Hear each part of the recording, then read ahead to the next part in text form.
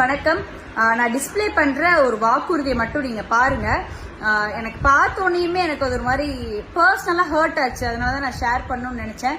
மதசார்பு இல்லாத ஒரு கட்சி அப்படின்னு நம்ம சொல்றாங்க திராவிட முன்னேற்ற கழகத்தை. மதசார்பு இல்லை அப்படின்னா என்ன அப்படின்னா இஸ்லாமும் இல்லை, கிறிஸ்டியானிட்டியும் இல்லை, ஹிந்துவும் இல்லை, இந்து மதமும் இல்லை அப்படிங்கிறது தான்.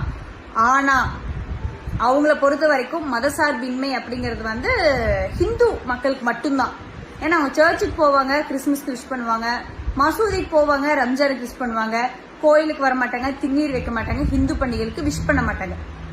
ஹிந்து மக்கள் யாராவது திமுக கோட்டு போடுறீங்கன்னா ஆராச சொன்னார்ல கோயில்கள் இடிச்சோன்னு, இன்னொருத்தர் பேசினல டிஆர் பாலு அத்தனை கோயில் இடிச்ச, சரஸ்வதி கோயில் இடிச்ச எல்லாம் பெருமையா பேசினார்ல, அவருக்குலாம் உங்களுக்கு ஓட்டு போட்டீங்கன்னா யோசிச்சு பாருங்க.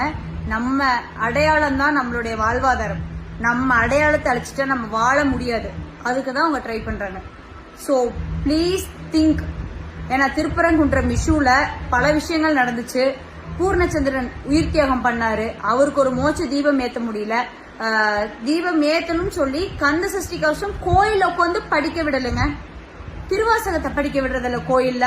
அறநிலைத்துறை எவ்வளவு மோசமா செயல்பட்டு இருக்குன்னு தெரியும். சோ சாமி கும்பிடுற எல்லா ஹிந்து மக்களும் கொஞ்சம் சிந்திச்சுட்டு திமுக கோட்டு போடுங்க. எனக்கு எல்லா மதத்தில் இருக்கிற சகோதர சகோதரிகளும் வேணும். எந்த மதத்தையும் தனிப்பட்டு துன்புறுத்தாம இருக்கணும் அப்படிங்கிறது தான். ஸோ ப்ளீஸ் உங்க ஓட்டு போடுறதுக்கு முன்னாடி நீங்க கும்பிடுற சாமியை நினைச்சு பாருங்க.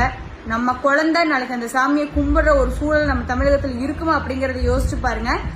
இதுல நான் யாரையும் எந்த மதத்தையும் எந்த குறிப்பிட்ட சமுதாயத்தினரையும் நான் புண்படுத்துறதுக்காக பேசல. திராவிட முன்னேற்ற கழகத்தினுடைய உண்மையான மதசார்பின்மை என்ன அப்படிங்கறது ஹிந்து மக்கள் புரிஞ்சுக்கணும் அப்படிங்கறது மட்டும்தான் என்னோட தாழ்மையான வேண்டுகோள். உங்களுடைய ஓட்டு உங்களுடைய வாழ்வாதாரம், உங்களுடைய ஓட்டு உங்களுடைய அடையாளத்தை மீட்டு கொடுக்குங்கிறத ஞாபகம் வச்சுட்டு தயவு செஞ்சு அந்த ஓட்டை பார்த்து போடுங்க மக்களே. நன்றி.